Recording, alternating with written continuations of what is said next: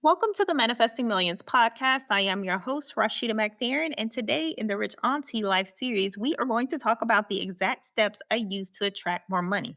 But before we get started, I want you to head over to beacons.ai/Rashida McFerren and check out all of our product offerings. And then I want you to come back over here and spend a good 5 to 10 minutes with us. One thing I absolutely know to be true after working in banking and finance for the last 20 years is that you have to decide what it is that you want and you have to go after it. So every time in my life that I have up leveled in regards to a career move, a professional move that turned into financial moves later on, I was very intentional about it.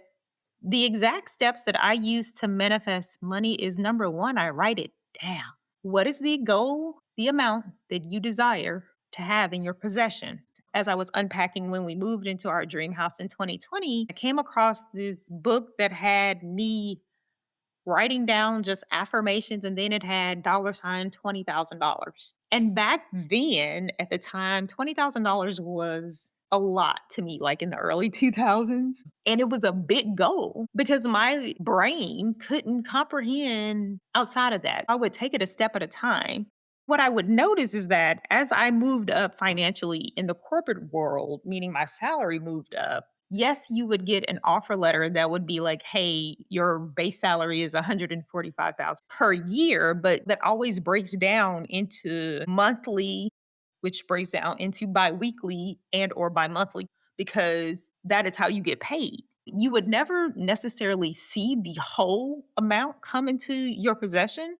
I was used to having wrapped my brain around small five-figure amounts because that's what made sense to me. Until I started dealing with clients in the $1 million range, I really didn't know how to bring the large amounts into my life. And again, I was in my late 20s. When I moved to Charlotte to start over with my son in October of 2008, he was 2 months old. I had to do a total reset. The job that I had as a loan fund manager for a private equity fund in Memphis, I had left because I had gone to be with his other parent. And we, at the time, were supposed to be getting married, and it just didn't work out. When I moved to Charlotte, I had to start over. And the first job that I took after being at home with my son for almost a year was a $15 an hour paying job. It was like a huge fall off the wagon for me because I was like, man, I was $1,000 from 100 grand last year.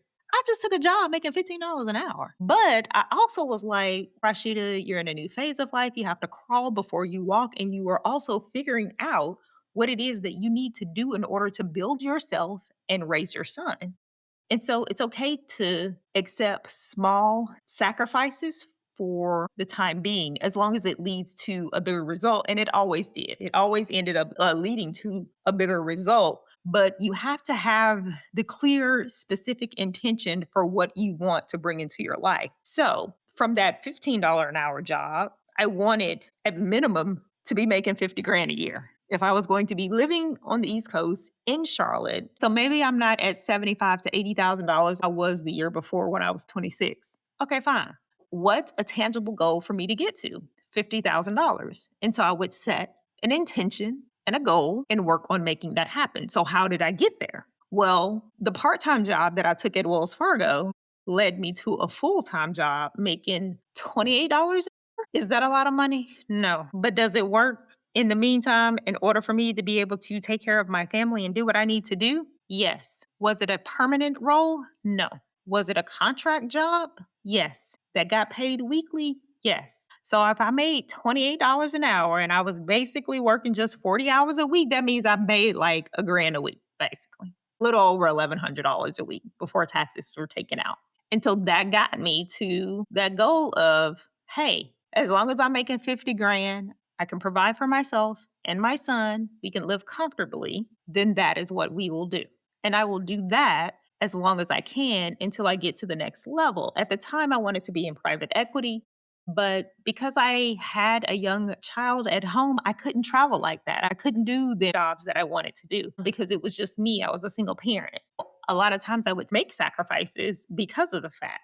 But the point is, my first step is to write it down. Find the vision, make it plain, make it materialize, make it real to you. Write it down on a piece of paper in a journal on your phone. Send yourself a text message, write it in your iNotes. Find some physical representation of what it is that you want to accomplish. Write it down. Number two, write yourself a check. I know it seems weird, but in our generation, we're the digital generation. Millennials, we don't do anything traditionally anymore. It's considered old school for me to journal. So when people see me journaling in public, it's almost as if they're coming across some rare breed of human that they have never seen in their life. It's so funny. But part of you writing that check is also you affirming the amount that you wrote down in your journal. I would highly encourage you to put it in your wallet so you can see it on a daily basis because we use our wallets every day. Write yourself a check for the amount. If $1 million is the amount that you want to see tangibly put into your bank account from whatever services you are rendering, write that check for $1 million. I want to remind you that the tax man cometh when you reach seven figures. After you write the check, sign the check, where are we going to put it? In our wallets. Because you need to see it. You need to see and remind yourself of what it is that you're working towards as far as having a physical number in the bank. What's the next step? Once you do that, the next step is to put together a plan for how you are going to bring this amount of money into your reality. Yes, you can sit and intend and visualize and get in the frequency of it, but in the frequency of doing that, honey, what action are you going to take? Because their action is required. How are you going to pull that seven figures into your bank account? How are you going to accomplish that goal? What measures are you going to take? If I make $100,000 a year and my goal is to save 50% of my income and invest 25, how are you going to use those tools that you are getting as a result of you working to make your money grow? And the final step is the detachment of it. So, yes, you will see it every day because it's in your wallet. Yes, you have your goals written down in your journal. You have to detach and get to work on the action of being in it, of creating. And before you know it, you'll look up and it'll be a year, 2 years, 3 years from that, however many years it takes you to achieve your goal. And you'll realize, look at that, wow, I did it.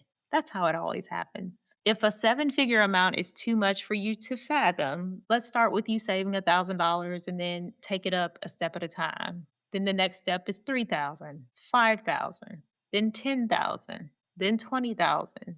You just keep pushing yourself to the next level in order for you to grow. And those are the steps to attract more money into my life. I hope you've enjoyed this episode. Thank you for listening. As always, leave us a 5-star review on Apple, Spotify, iHeartRadio, and Amazon Podcasts if you enjoyed what you've heard. And happy July.